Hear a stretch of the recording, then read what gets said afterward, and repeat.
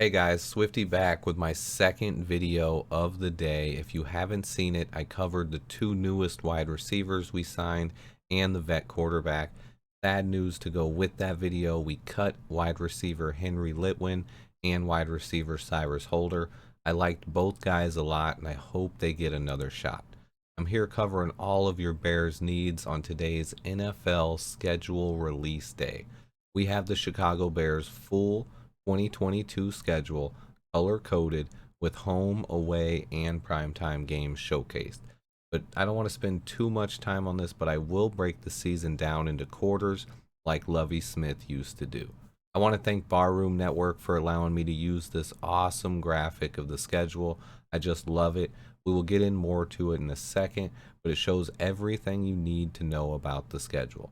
The games with lights above them are primetime. We have one Sunday night game, one Thursday night game, and one Monday night game, all in the first 7 weeks of the season. We also have a Christmas Eve game versus the Buffalo Bills, but no Thanksgiving game this year. The Bears play on Turkey Day a lot, but I don't really mind having that day off. I like to eat and watch football without having to stress about the Bears on Thanksgiving. I'm going to break the season down into 4 quarters, like I said, and go over each stretch of games. This is much more useful than just assigning W's and L's next to each game. We will talk about the season broken down into the 4 quarters. The first quarter is weeks 1 through 4, then weeks 5 through 8, then weeks 9 through 12, and then the final long stretch of the season, weeks 13 through 18, which includes our bye week. Let's get into it. We start the season off versus the San Francisco 49ers at home. Justin Fields had his most remarkable play of the season versus San Francisco last year and should be looking for redemption at home. We could get the chance to see the first ever Justin Fields versus Trey Lance game. The 49ers still have Garoppolo on the roster, but I would love to see that matchup. 49ers are a good team, but this will be a great test to start the season and a game I wouldn't mark as an easy L next to just yet.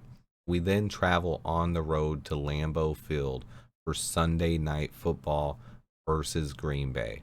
This game is going to be tough, and it's possible we start the season off 0-2. Going on the road versus Rodgers and the Pack in prime time so early in the season will be a tough matchup. Just imagine for a second, though, if we do pull off a win versus the 49ers. I'm not going to sit here and say I fully expect us to come out and beat the Niners. However, just watch last year's game. With Matt Nagy and a terrible secondary, we still hung in versus this team. If we pull out a win there, it'll be a huge hype heading into this game versus the Packers. If we somehow shocked the world week 2 and got that win, Bears fans would be living sky high at 2-0. This could be our toughest game of the entire season, though. Week 3, we go back home and get the struggling Houston Texans. I will say this much about this 2-game stretch. We will learn a ton about what kind of team we are during this first quarter of the season. We should be looking to start the season at 2-2 minimum, no matter how those first 2 games go. The Texans are not a great team, and this should be a very winnable game at home. Could be our first win of the season, and is definitely the first one most fans and analysts will be circling. We then head on the road for the Big Apple for week 4, playing the New York Football Giants. This is another team that is honestly very beatable. This is where if we stumble out of the gates, fans will be on edge. If we somehow came into this game at 0-3 and lost this one, a lot of fans would be done with the season and talking about getting the number 1 overall pick. This is where we learn a lot. The first 2 games are very rough. The second 2 are very winnable. We hope to at least be 2-2 here, and if we aren't, expect some fans to be panicking. Going into the second quarter of the season, where we play 3 out of 4 games on the road. We started off in Minnesota week 5. This is an interesting game versus a division rival always. I don't expect the Vikings to be great, but I do expect them to be above average and competitive, especially if Dalvin Cook and company stays healthy. After the Vikings, we play Washington, wait for it, Commanders on short rest for Thursday Night Football. This one is back home at least against a team that is similar to the Vikings in a lot of ways. It should be another great test to see where we are. After that, we have another big primetime game on the road, this time versus New England Patriots for Monday Night Football. Anytime we go against Bill Belichick, it is never easy, but at least they don't have Tom Brady anymore, and I hope we get to see Justin Fields versus Mac Jones in a matchup that would be talked about all week. Closing out the second quarter of the season with another road game in Week 8 as we head to Dallas to take on Jerry Jones's Dallas Cowboys. The Cowboys are a really good football team, but they are far from unbeatable. It's impossible to predict the health or momentum of either team this deep into the season, but this could be a tough stretch for Chicago. I would say that all four of these games are winnable, but not a single one is a bad football team. The entire second quarter of the season should be filled with tough, hard-nosed football games and be a real test for Coach Flus. Coming around the half point of the season, we play back-to-back home games and have a stretch of 4 very winnable games. Week 9, we go against Tyreek Hill and the Miami Dolphins, but they come to Chicago in what should be an exciting game. We then welcome the new look Lions into Chicago Week 10. I think it's been a while since we didn't play Detroit until this late in the season. We should have a better grasp on both teams by Week 10. Two teams that I believe are building the right way in the NFC North. The Lions lack an elite quarterback, and Jared Goff never scares me. I think the Lions can be good, but I would never count us out versus Detroit. We then go on the road to the dirty South and take on the Atlanta Falcons in Week 11. I would expect this to be a game where Justin Fields could show out. He is in his hometown state and should have a lot of friends and family show up for this one.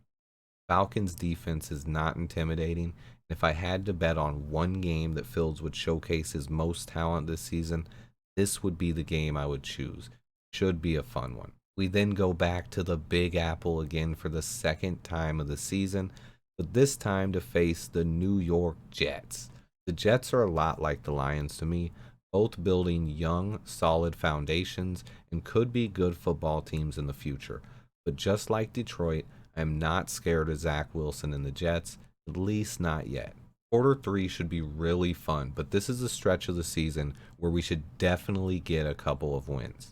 The fourth quarter of the season is going to be wild. I purposely made this stretch a bit longer, and it includes 6 weeks instead of 4, but one of them is our bye week. Week 13, Rodgers comes back to Chicago for the first time since he uttered the words, "I own you." I expect us to want revenge badly in this game. Who knows what our record will be by this point? This is a game I expect the Bears to play tough.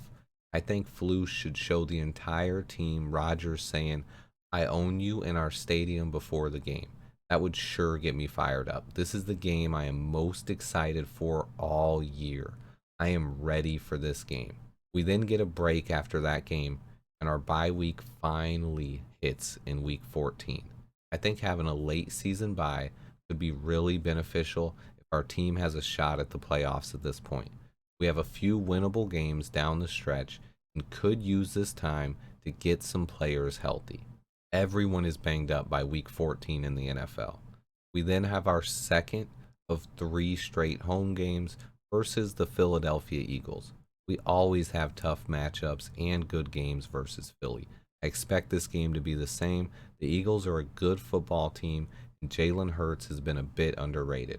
All 3 of these home games are going to be tough as we then welcome Josh Allen and the Buffalo Bills on Christmas Eve.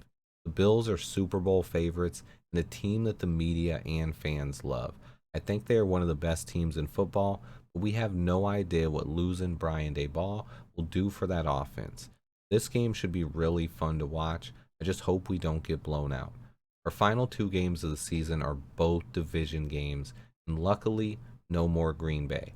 We travel to Detroit for Week 17 in a game where one or both teams could be fighting for a wild card spot. Nobody is predicting either of us to overtake Green Bay, but it is very possible that both teams remain in the hunt for the wild card. We then close the season out in Week 18 by welcoming Kirk Cousin to Chicago. I love closing the season out with two division games. We have typically played very well versus the Lions and Vikings, so if we do have a playoff shot on the line, I would love to earn it versus a division foe. There is also a chance that even if we do underperform and are eliminated from the playoffs, we still have a shot to spoil the playoffs for the Lions or Vikings. Sometimes the small victories mean a lot. Either way, I would say the schedule is very entertaining, and according to win-loss records, we have one of the easier schedules in the league.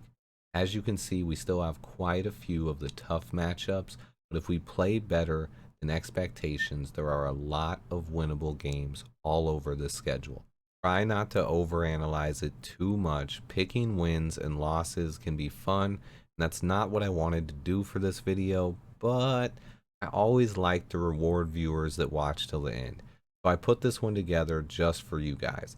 Now I went with the scenario I believe is very possible, but something that probably won't match a single one of these you've seen out there. I have us starting out slow at 0-2 and then winning 2 straight games before trading back-to-backs and starting at 3-3. I then have us falling on the road twice to start 3-5. I then expect us to get hot and win 5 straight, including owning Aaron Rodgers in Chicago. After that game, we have a letdown and lose 3 straight before finishing off the season with a win versus the Vikings and a 9-8 record and a shot at a wild card berth. As always, a lot of these games will come down to one play, and predicting this early is pretty much just speculation.